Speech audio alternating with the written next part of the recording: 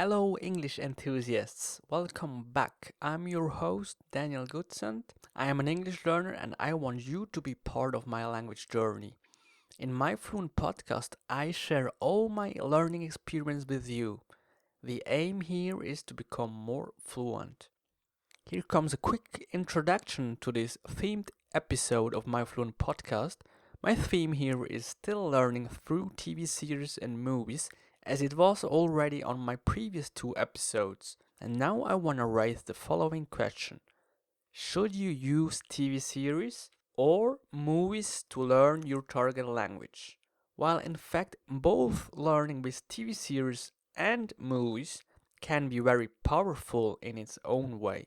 Which one suits you better is really individual and depends on various factors like what your goals are or how much time you are willing to spend on or how much knowledge you already have, meaning which your current language level is. Is it intermediate, upper intermediate, or advanced, or even proficient learner? So let's start with the TV series. First and foremost, learning from TV series is more suitable for advanced language learners, or you should be at least an upper intermediate learner who is willing to spend a lot of time with this learning method. In any case, this method is worthwhile, that I can tell for sure. At the end, the effort will definitely pay off. You need to handle with new vocabulary, accents, intonations, unclear pronunciation, just to name a few. And the difficulty here is to proceed the vast information from several episodes. Therefore, you need to organize yourself. If you're not organized, you'll find yourself trying to learn hundreds of vocabulary and then finally fail. My experience showed me that unfocused learning doesn't bring me further with my language skills. Actually, quite the contrary was the case. I put a lot of energy and sweat into it without seeing any results or only very little results, comparing with all the efforts. I once found myself jotting down every single word I didn't understand on the next piece of paper I could find.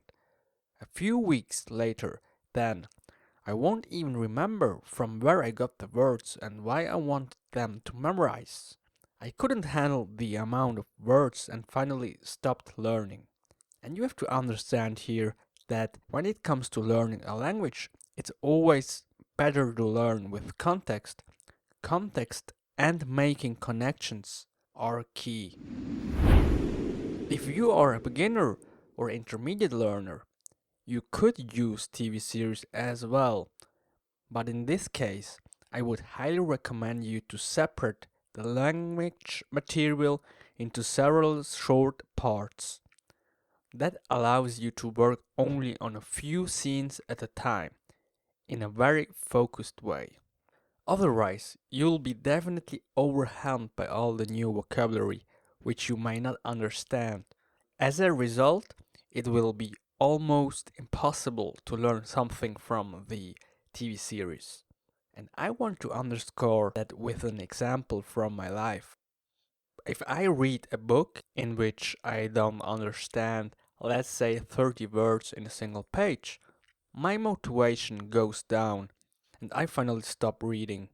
Being overwhelmed and don't understand nothing is a real motivation killer. And in general, when it comes to learning a language, you shouldn't be overwhelmed by the learning material. It should be challenging though. The hard thing here is really to find the right balance. So, for beginners or intermediate learners, the method with the movies is definitely better. It's easier to handle. Even if I don't consider myself an advanced learner, I prefer learning from TV series. For me, it's kind of a long-term learning thing, which I really like, and therefore I work on one episode after the other. To be honest, the whole learning with TV series takes me a lot of time. The reason for that is that I already know most of the vocabulary I come across, but I only want to focus on unknown words or good phrases. I don't want to dwell on chunks I already know. To me, that wouldn't make sense to waste time on that. Making a list with all the meaningful vocabulary or phrases is therefore really essential for me. That's why I want to take the time and it's really worth it. You exactly know which expression you have already learned and also important from which series and episode the phrase came from. Now I want to explain how I myself process all the learning with TV series in more detail in 4 steps. Step number 1. My very first step, and that is very important to me, is to enjoy the whole episode in English with English subtitles in the first place. That way I get a first sense of the whole story, and I will note unknown words for the first time. I don't look them up though, that would break my flow of enjoyment, which I want to avoid with all means. I don't get bothered by words I don't understand because I can already understand the gist of a story, while not always, depending on the accent they speak in the series, it is hard to follow. The knowledge I got from previous episodes will make it easier to guess the meaning of unknown words in a newer episode. In my opinion, it's crucial to declare your watching time, whether it is learning time or watching just for fun time. Sometimes you need to take a break and just have fun without thinking every second you have to learn something. Step number 2. In the second step, I search the internet for the subtitles of the episode I want to learn from, and there are several websites out there from where you can download them. I will put the link on my show notes. Go to myfluentpodcast.com.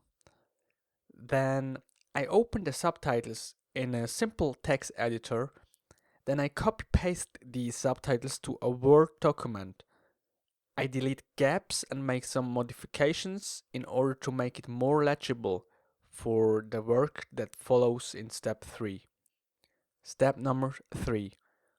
I go over the whole text and mark all the phrases that I want to work with in highlighter. That can took me quite a long time. The next step is to revise the highlighted phrases or words. And now comes the hard part because it's time to decide which words or chunks of words do I really want to know. To help you with your decision, you could ask yourself, is it really worth learning by heart? How likely are the odds you will use it in your daily life again? And most important here is that you are aware of what you are doing. Know your goals. The more focused you learn, the easier it will be for you to reach your goals in the future. Of course, you can learn all the words and phrases just for the sake of learning the language. If that's really what you want, just go for it. But it will be definitively more difficult for you. Once you've made your decision, we can go to step 4. Step 4. Make a chronological list out of the words you want to work with. I put that list together with the subtitles document on a cloud server. In addition, I use Evernote. That enables me to learn whenever I want on different devices.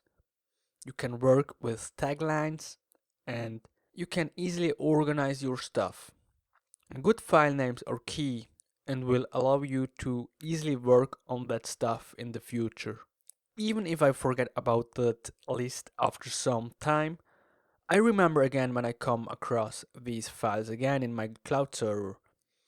And when it comes to learning new words, bear in mind sometimes procrastination isn't that bad. It will actually stick better to my brain if revised a couple of times over a longer period of time. Another quick note here regarding TV series. I even found myself looking for podcasts which covered the subject of some of my favorite TV series, And to my surprise, I've found several great podcasts. And these days, new podcasts spring up like mushrooms. What I want to say is watch out for podcasts in your target language. And don't forget here, finally it all comes down to having fun and being exposed to your target language. So these were my thoughts about learning with TV series. Now let's head over to the movies. Learn languages with films you really love. You may have a particular favorite movie, or perhaps you watched the movie several times in your mother tongue before. That could even be a movie which you've seen in your childhood. And at that point, the film Titanic with Leonardo DiCaprio comes into my mind. And to my defense, I myself haven't seen the movie, at least not the entire movie. But I remember quite good back in the day when they brought Titanic in the theaters. There were lots of these hardcore fans who watched the movie multiple times, in fact, up to incredibly 13 times, according to a television program.